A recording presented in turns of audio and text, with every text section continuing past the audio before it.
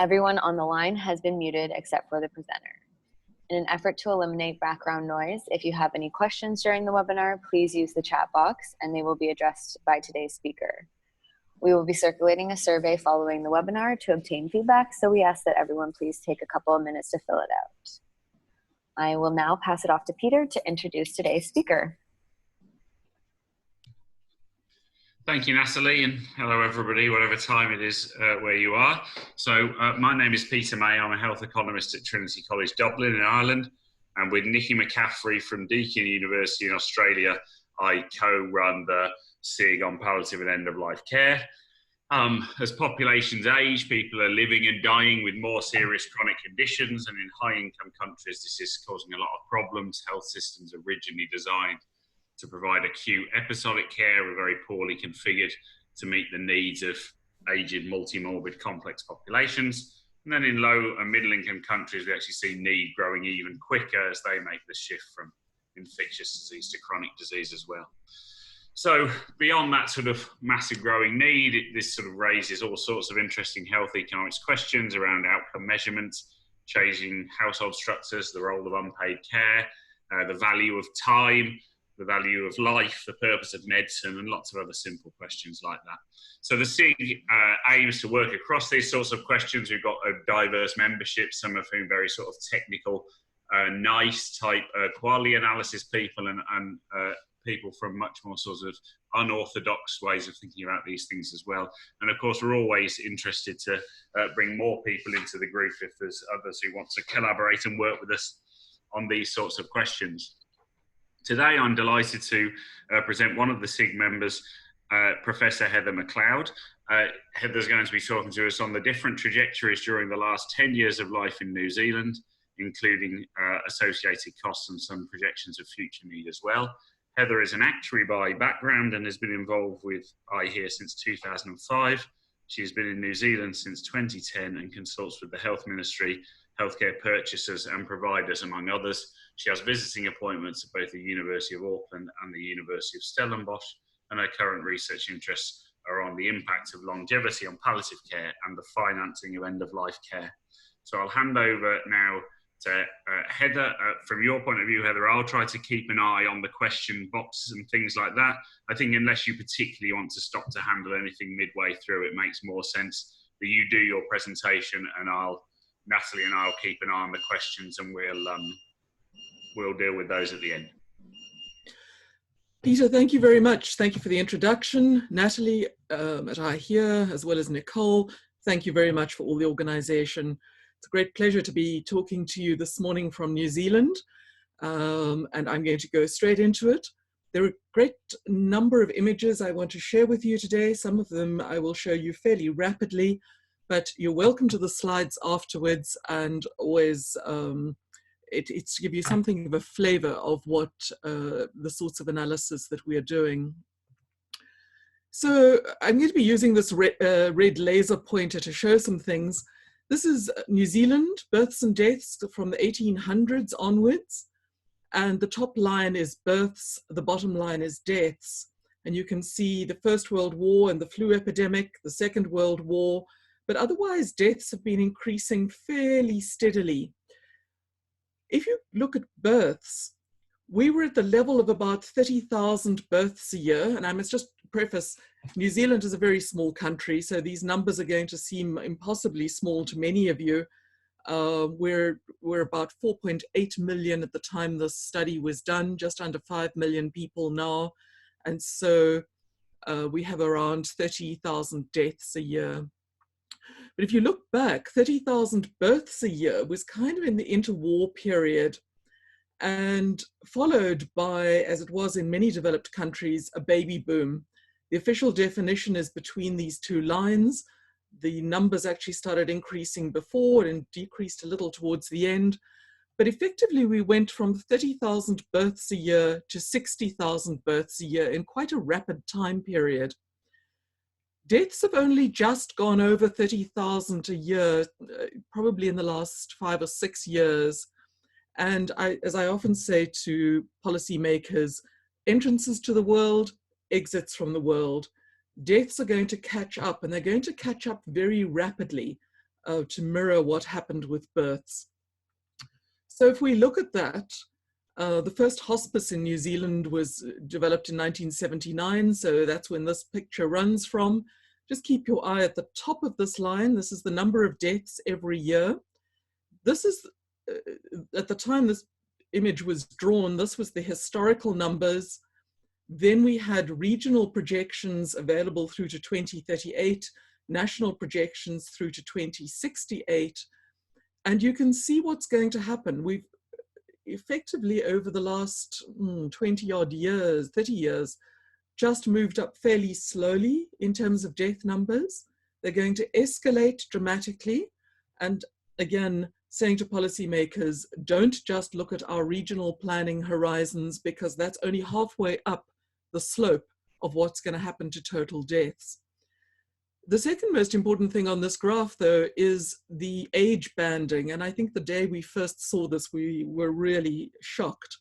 This is from our Statistics New Zealand. These are deaths under age 65 in the yellow. They're expected to continue to decline quite rapidly. But look at what happens to the dark blue ones, which are deaths over age 85. And the ones that we've had very little experience of today, deaths age 95 and over, become an important part of this. And so we're really moving, and I think all developed countries are moving into territory that we haven't seen before in terms of the age at which deaths occur. This is another way of looking at that. This is the dark bars are projected deaths as at the end of June 2019, or the year to June 2019. The pale bars are to 2038. And so you've got not only an increase in the numbers, but the place in the curve where those deaths increase is really important.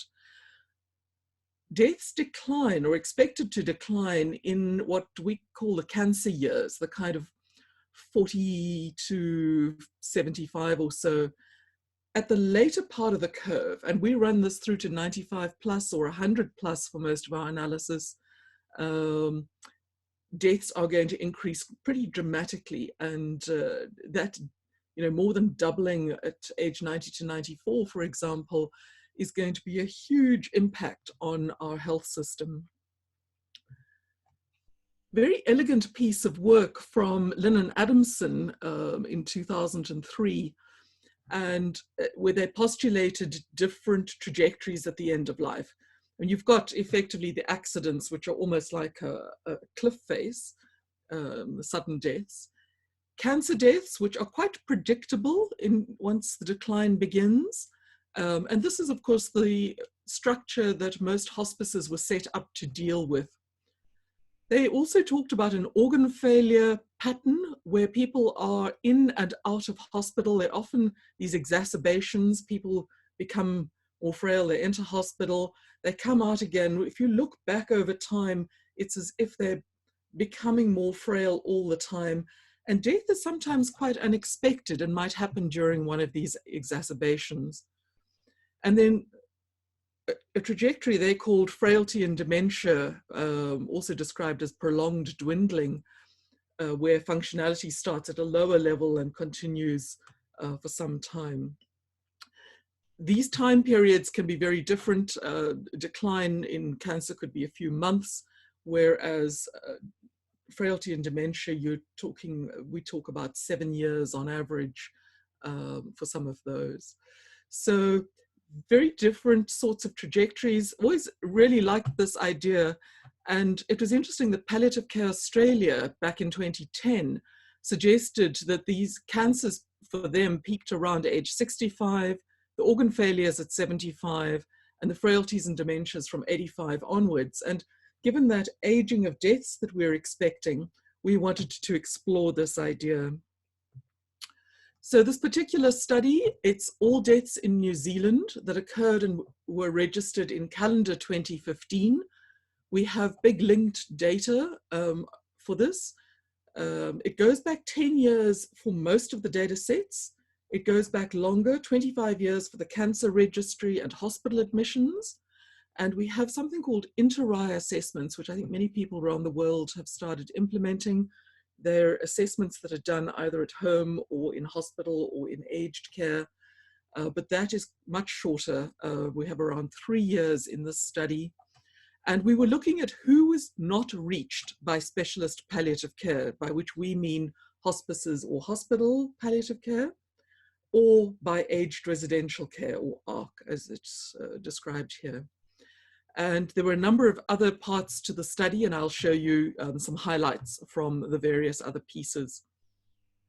I've given you the complete list of data sets that we linked, just to give you a sense of it. It includes medicines, laboratory tests, primary care, or it's primary care capitation. We don't have all the underlying visit information. The most important thing from our perspective was that for the first time in our environment, we were able to link aged residential care subsidies, these inter-RI assessments, and I've worked with hospices for many years. We were able to add in a history of hospice care as well. So just some insights from this. And one of the most important things for me in health economics over the years and in actuarial work as well is to always graph by age. I use a standard WHO type banding, under 1, 1 to 4, and then 5-year bands. A lot of the international work, particularly around burden of disease, goes up to 85 plus, sometimes even lower, 75 plus. You really, for this kind of work, want to run it all the way out to 100 plus, because what's happening in the tail of the curve is really important. What I've done on all of these graphs, you'll see a dark black line. That's on the right-hand axis. That's the number of deaths we have in each age band. And so, you know, the deaths are already happening at these old ages. And so you really do want to examine how the curve moves right up 5-year bands to 100 plus. So this first picture is deceptively simple when you see it, but I was surprised that we had never looked at it before. This is everybody who was ever in the cancer registry and looking at their cause of death. So if you look at, I come from Africa, as you can probably hear in my voice, and this dark blue shape here to me looks like a hippo. It's got a body that's sticking out of the water. It's got a head just peeping out of the water. The reason I mention that is you're going to see hippo shapes throughout the morning as we look at different parts of this. So the people who are in the cancer registry and die of cancer are the dark blue. There are very few people who are not in the cancer registry but do die of a neoplasm. Could have been diagnosed in another country, or else sometimes it's the benign neoplasms that we're seeing. So that's the red part. But the really interesting one is the pale blue. Those are people who are in the cancer registry at some point in their lives, but they die of something else. And it's almost like a cloak on the back of the hippo. And so much as people talk about with aging populations, you're going to see much more cancer. In fact, both of the lines, those who die of cancer and those who die of something else, but with having had cancer at some point, both of those decline with age. And that's a really important understanding, particularly if you're talking to your cancer teams. Another image that was something of a shock when we saw it in a pilot study was just who was using aged residential care. And look how strong this picture is with age. It's also one of those things, the proportion of people in the country who are in aged residential care at any one point is actually quite small. But if you look at it in terms of deaths, by the time you reach these sort of 85 plus and 90 plus times, you know, you're talking about more than 80% of people are utilizing aged residential care at some point. This has been really important information because we'd never understood this in terms of our retirement policy, planning for retirement funding and the likes, that actually almost everyone at the oldest ages is going into aged residential care at some point. And so it's really begun to inform the dynamics of what we do with our retirement funding policy as well. Overall in the study, across all age bands, 44% of the people in the study had used aged residential care at some point. And that was a real shock, just how big that was. One of the, and the third sort of really important finding at the beginning of the study, we had known that death certificates underestimate dementia. The Australians had done some very elegant work about that some years ago. So if we look at the death certificate, cause of death being dementia would have been something like 2,400 people. But what we did was to use the linked data to find any evidence of dementia. And we picked up from what we call our national collections, so that's hospitals, outpatients, pharmaceuticals, and visits and tests. We can pick up in the turquoise part a large extra number of people. Really important in this study, these inter-eye assessments give us really valuable information about people who've been assessed because they're becoming more frail. And that there's a big overlap between that and our hospital and outpatient data. But it does also add a group of people that we wouldn't otherwise have seen in the data. And the important thing was that it moved up from having about 2,400 people with dementia to 8,500. Huge change in our understanding of what we were dealing with dementia. And if you look at that by age, the dark blue are the people who die of dementia. The purple and dark blue together are the people who die with dementia or of dementia together. This is the one place where in the projections we have made a small change. When you look at this, it starts reaching about 50% of people at the oldest ages have dementia. And it appears in the study as if the 100 plus goes up again or is lower. We don't think it was. We think what was happening, it was a time when these inter-eye assessments were being introduced, and there's a gap in people who are in aged care, the very oldest ages, who didn't have an inter-eye assessment. We think they were just too frail, that people didn't actually do the inter-eye assessment for some of them. And so we adjust this to run out at around 50% into the future. That's the only change we make in projecting. Otherwise, we use these images by age directly. So with that by way of background, what are the trajectory groups? And I've given you the technical description of each of the groups here, but I'll show it to you visually. It'll make more sense. The important thing is they're extracted sequentially. And a lot of the work is done with cancer being extracted first because it's easy. Everyone's got cancer registries virtually.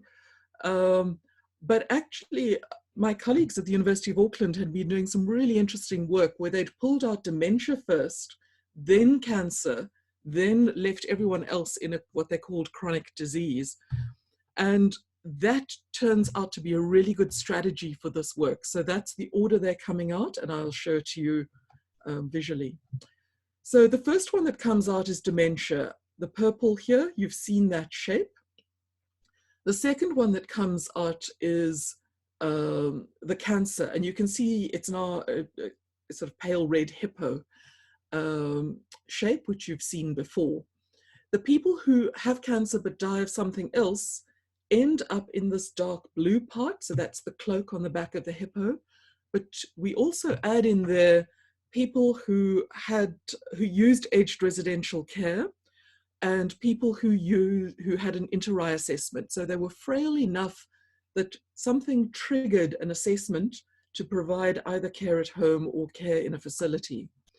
And interestingly, that produces this much larger kind of blue cloak on the back of the hippo. And it leaves a very interesting paler blue group. Some of these pale blue people have chronic disease, but there also are congenital conditions in here. It's actually quite a mixed bag. We've given it a title which is not that understandable, need and maximal need, but that's because it ties back to work that we had done on the need for palliative care. And so we have a measure of the need for palliative care in the population and the maximal need for palliative care, which is the upper bound.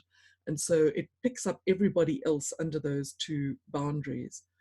And that leaves us with these other sudden deaths. And as an actuary, that's a very comforting shape to see for the sudden deaths, because this is what we call the accident hump at the the teenage and the early adult years.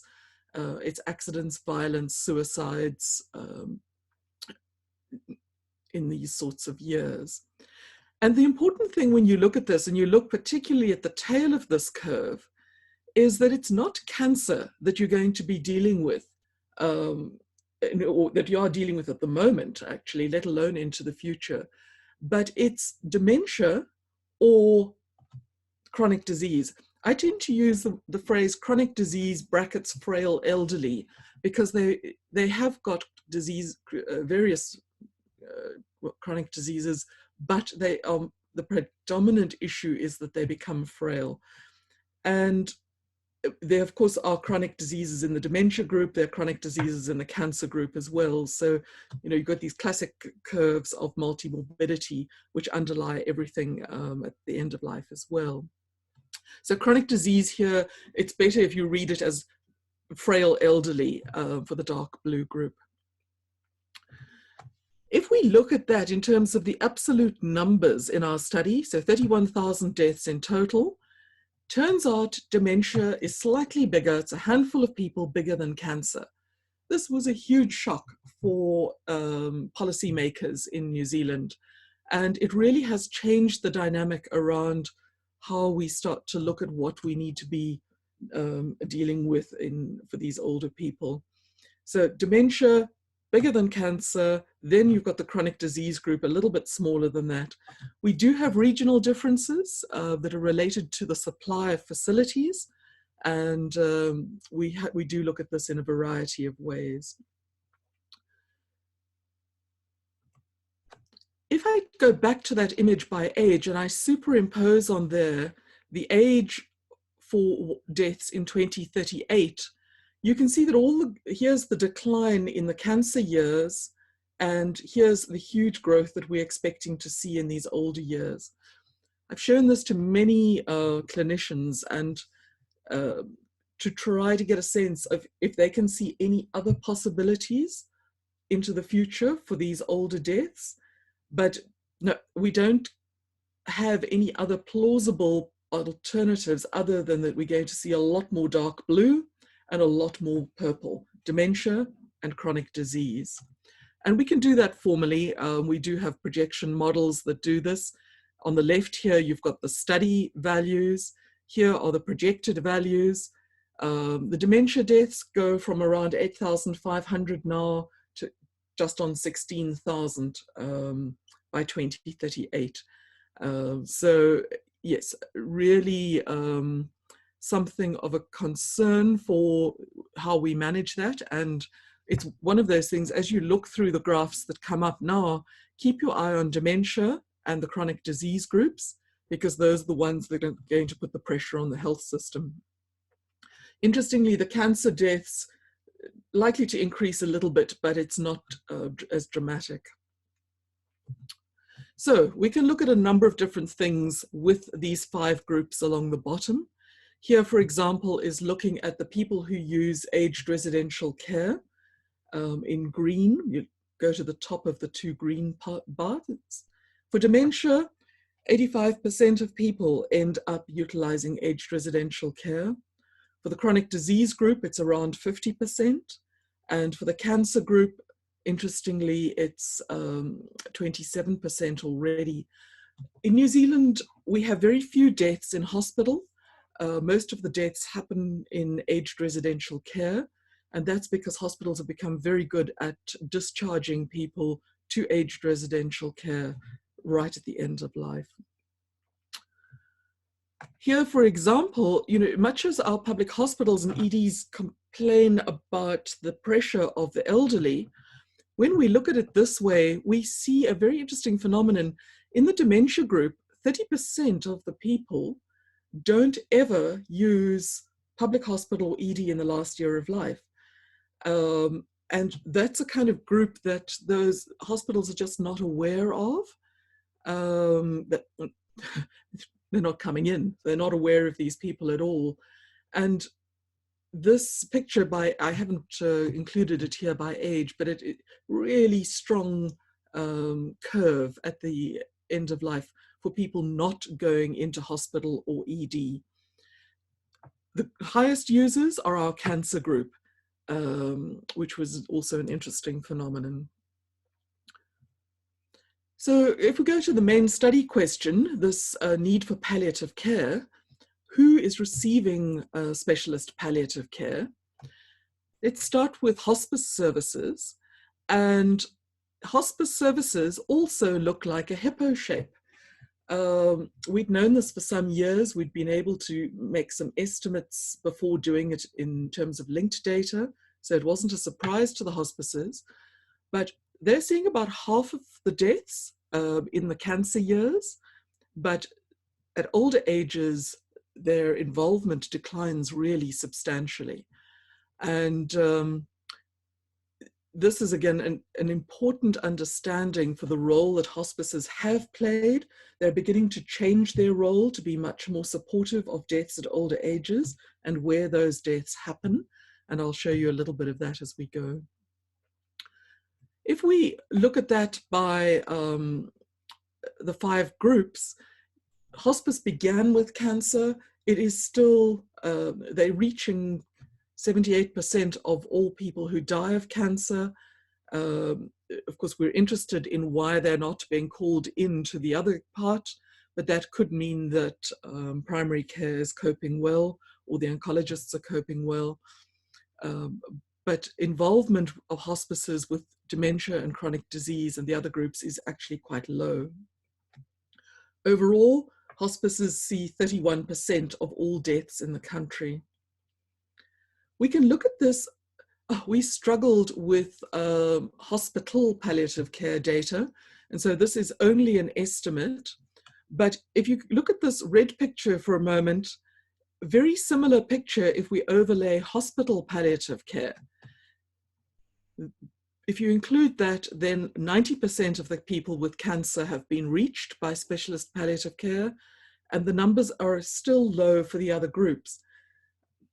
This tells us something interesting, that although hospitals have a palliative care team, or many hospitals do, they're also seeing these younger patients. And we've been able to confirm that with some other studies.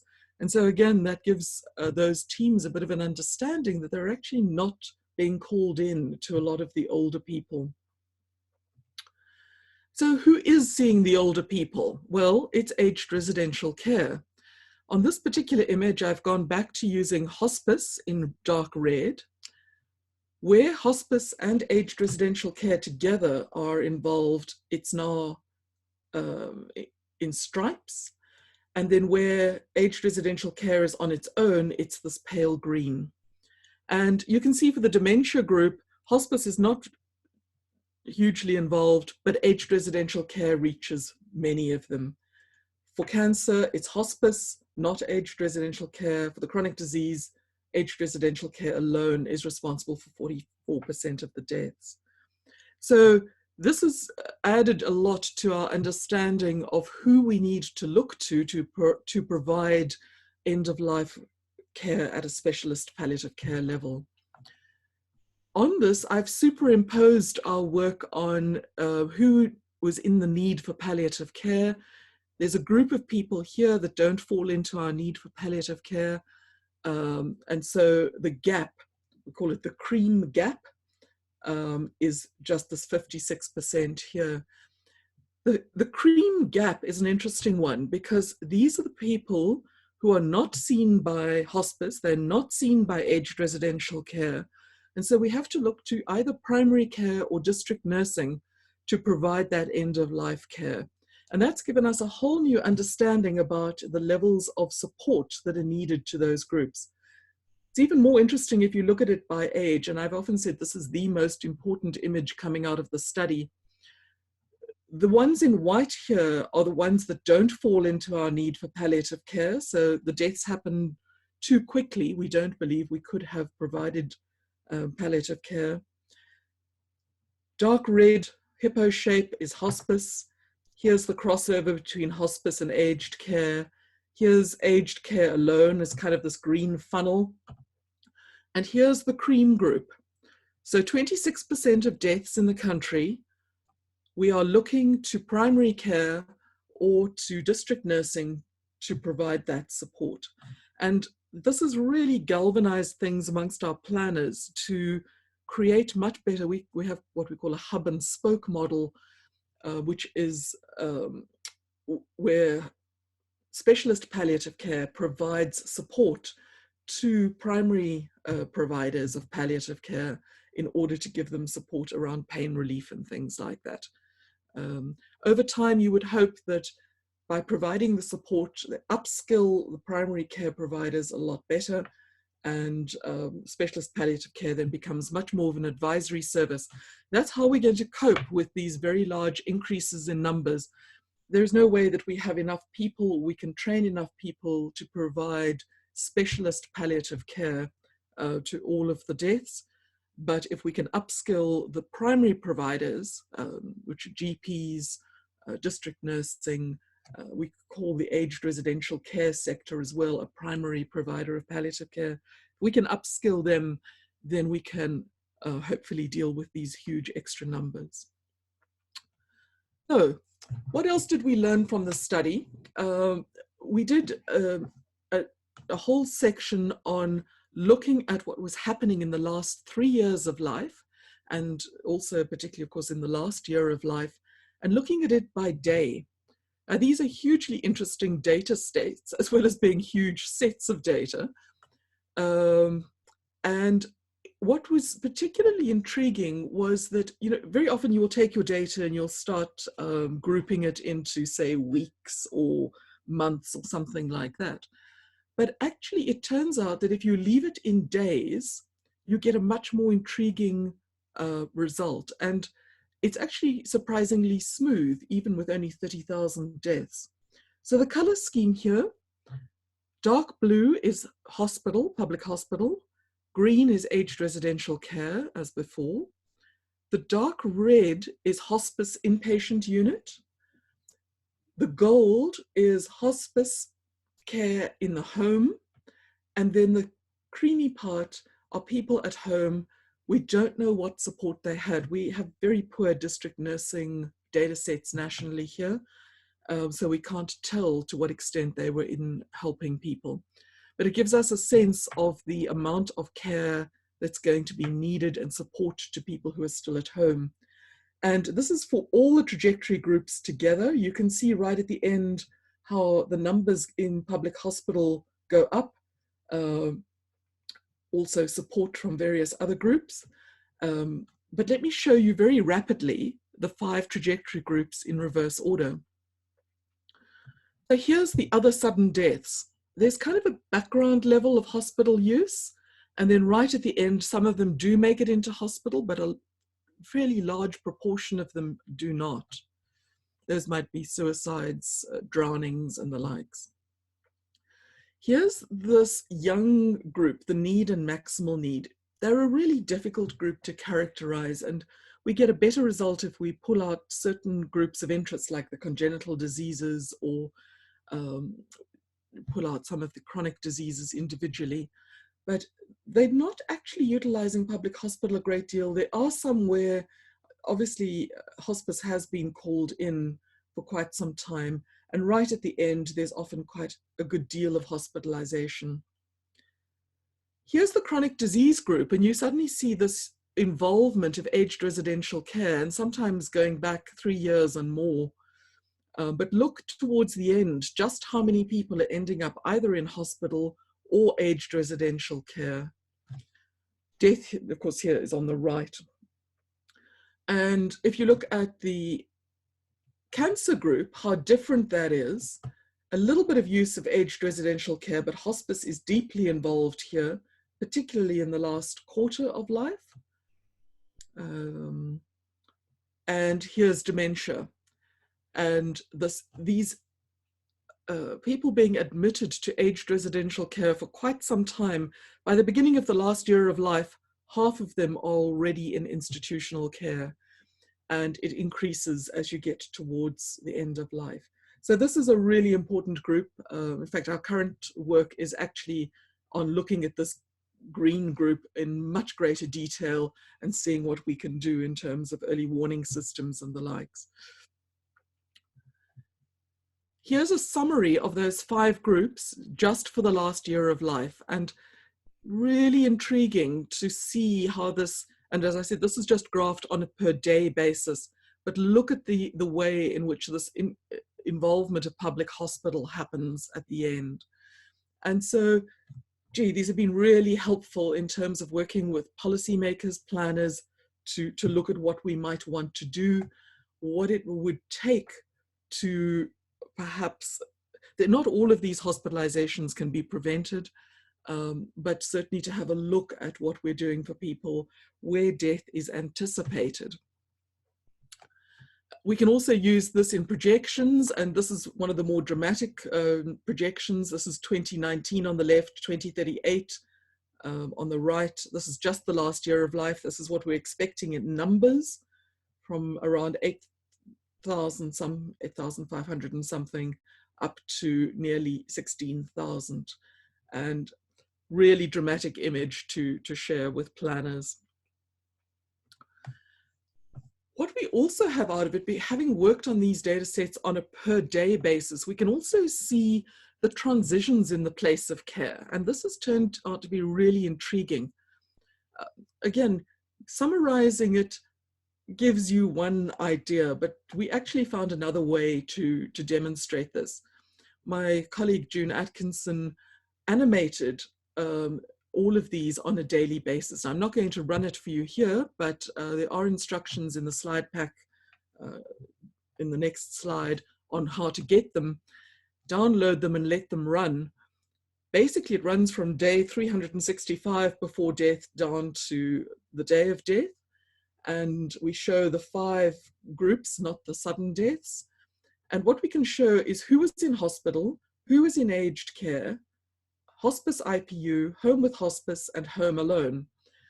And we can see it for each of the groups, and we can see how many people moved on that day. So on the last day of life, 70 people with dementia moved from home to hospital, 118 moved from aged care to hospital, 78 people moved from hospital back to aged care, and so on and so on. When you run this as an animation, it's hugely dramatic. And I've sat with the regional planners here for South Island, and we had to run the animation 3 times for the clinicians because they were so shocked at how many transitions people were making at the end of life. It was not what they had intended. It's not what we say death will look like. And these unexpected transitions are now a major focus of the work going forward. Of course, these transitions are being made by our ambulance services or in our emergency services. And so I've also worked with the planners of emergency services to look at these transitions. And as a result, we've had much greater connection between the aged care people and the hospice people and the ambulance services, so that they know who is palliative. That's also meant that in major cities, they've created extra ambulance teams who are there to do palliative care. So they don't go in and, family calls and the person's dying, breathing starts changing, family's not used to what needs to happen, and they may call the emergency service. Emergency service is going to pick them up and take them to a hospital because there's a breathing issue. But if they know that the person's on a palliative care register, they can actually send in a palliative care team to sit with the family at home and provide a much quieter, much calmer space for dying, rather than these extraordinary transitions which had been happening at the end of life. Very powerful to have seen it this way. And then finally, for the economists, you know, the costing has been really intriguing. We had never had a costing before that had hospice and aged care in it. And so we had all the earlier work on costings in our environment had basically followed this point down, and it looked like people became cheaper as they got older. And once you put the aged care part in, you get this big green funnel, and in fact costs go up in the last year of life, as you might have expected. So it's been really important to revise the way people thought about these costings by having more of the data in there. Hospice is basically this red part, so it comes through in the cancer years, but the green funnel is really important. That's our aged residential care. I don't have on here the cost of those who are alive, but it actually is low. It's down here at about between the $5,000 and $10,000 mark. And the cost of somebody dying is actually around $45,000. That's New Zealand dollars. So yes, really important images to look at. I have also put into the pack for you each of these components by age. I'm just going to flip through them very quickly, but the important thing is, and this is why I always advocate doing work by age bands, every part of healthcare has its own shape by age, including end-of-life care. And so just have a look. I'll just name them and just keep your eye on the right-hand side of the curve. So this is public hospital. This is aged residential care, which goes up to very dramatically. The ED goes down, laboratory down, pharmacy down, up. Capitation is pretty constant, but if you were able to actually get in under the capitation and look at visits, I would expect it to go up. Hospice funded goes down. And so they're really useful to help you understand where the pressures are going to come from in future. And then we've summarized this by trajectory group. So let's have a look at it. On the right-hand side, overall, the total cost per death was $45,000 per year. It's a little bit less than that for the chronic disease group, $43,000. Cancer is the next, $47,000, and $60,000 a year for somebody with dementia, with this huge component coming through from aged residential care. So this is the order for the last year of life. We've also looked at it for the last 3 years of life, and the order changes. In the last 3 years of life, cancer drops into third place, and we have chronic disease at $87,000 and it's close to $130,000 per person dying of dementia. And with an audience of economists this morning, I don't need to tell you what that means given the projections of dementia. So hugely important for the planners to sit back and think, what are we going to do? Are there alternatives to this aged residential care? But of course, there are consequences if you do that. If you start pushing more care into the home, can the carers cope? And there are some lovely studies beginning to come out in other parts of the world about the impact on carers, and it may not be the trade-off that you want. But certainly from a treasury perspective, this is a truly frightening number combined with these projections of dementia. The last thing that I want to share with you, we also have looked at this in terms of inpatient costs, if you like, versus primary care. And I just want to show you that. If we put this on an axis, I'm going to hold the axis constant at $65,000. Here's what we call institutional beds. So it's either dying or either being in a public hospital, an aged residential care bed, or a hospice inpatient unit bed.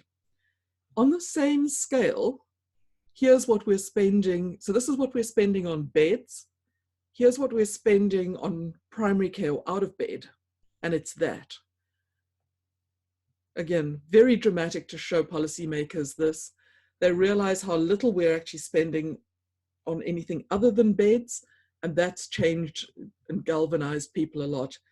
Here's the what we're spending on beds versus in orange now, the out of hospital costs. Here's the last year of life. Here's the and I do have a last 3 years of life, which I didn't put in. Finally, huge thanks to my colleague and partner June Atkinson, who worked on the study with me, and my details are there if you need them. And that's it. Peter, back to you. Heather, thank you very much indeed. That was extremely interesting. A phenomenal volume of data.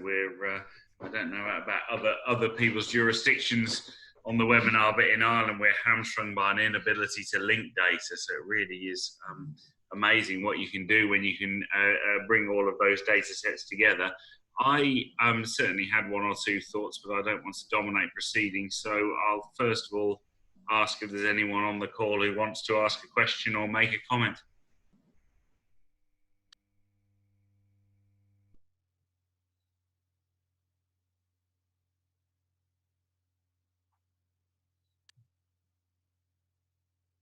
I'm going to assume that everybody has worked out, if they were trying to ask a question and muted, that they've worked that out by now, so maybe there are no questions coming.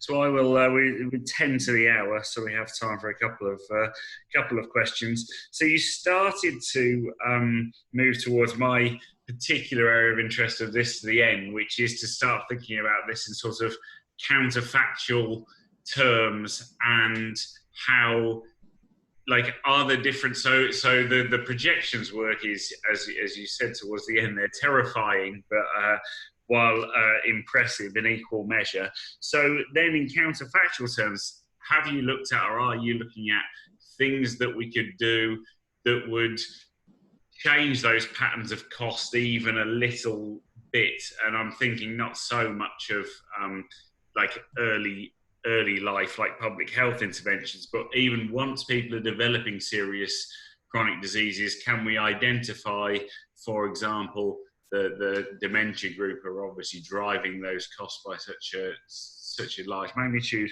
Can we identify them earlier and change that cost trajectory that they're on in a way that makes it less likely that high-income countries go bankrupt in the next half-century? Peter, yes, and I think the projections are actually quite simple ones. They basically say, if nothing changes and these patterns remain the same, what might happen? And almost immediately that you show those results to people, things will change from that point. Very often my role is to provide the information to groups of people. And I think the most powerful places to present things like this are when you've got everybody in the room together. So you've got the purchasers of care together with public hospital, aged care, hospice, district nursing, primary care, and they all get to see it simultaneously. And that unleashes a creativity which is quite, and put emergency services in the room as well, that's important. That unleashes a creativity which is just fabulous, and I don't have answers for all the ways in which we can do this, but these groups in various parts of the country then begin to tackle pieces of it that they think they can have an impact on. And so, I mentioned the example of emergency services now being given access to data about who has been seen by hospice. It's a tiny technical issue around data availability, but it makes a huge difference in terms of how many people are transferred to hospital. So I think it's those kinds of small things. I think this kind of information has also been used by what we call our Department of Social Development, because they're having a look at the support provided to carers. And I think that's such an important part of this. You can't just talk about taking people out of the health system. It's about also what happens to the carers when you do that.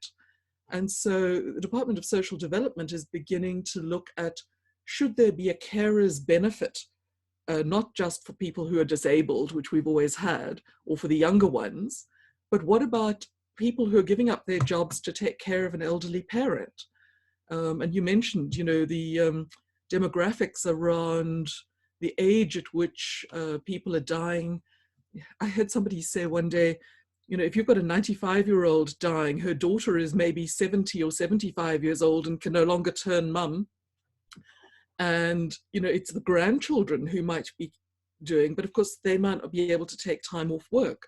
And so how you organize things like employment conditions, parental leave or leave to take care of grandparents, all of those things I think have more of an impact than some of the things we might think of in the health system. Yep. Yes, quite right. I hadn't even thought of the children being old, but it's a thing that comes up all of the time is the spouses. There's an over-reliance on healthy spouses caring for their elderly partners, but obviously that's not a sustainable long-term strategy either. I think possibly, I'll pause for a second. Would anybody else like to ask a question? Otherwise, I'm going to ask one more, and then I think we'll be at the hour. Last chance. Speak now or forever hold your peace. No? Okay.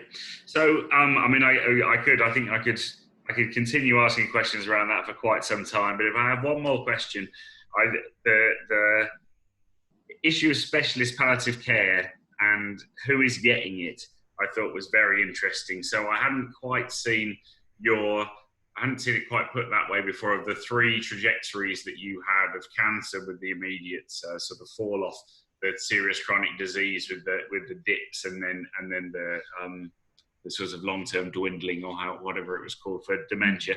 Obviously, we know those shapes exist, but I haven't quite seen it put like that. So the narrative, certainly here in Ireland, often is that when you see that overwhelmingly people who die, for example, in hospice, or who see specialist palliative care in hospice or have cancer, that is a sort of a failure of the system, that specialist palliative care is too embedded in cancer and is not called enough to other diseases. But when you're showing those trajectories like that, then I'm thinking, well, actually, is it that is, I don't know exactly what the distribution should be, but is it about right that 90% of people with cancer and 10% of people with heart failure are seeing specialist palliative care?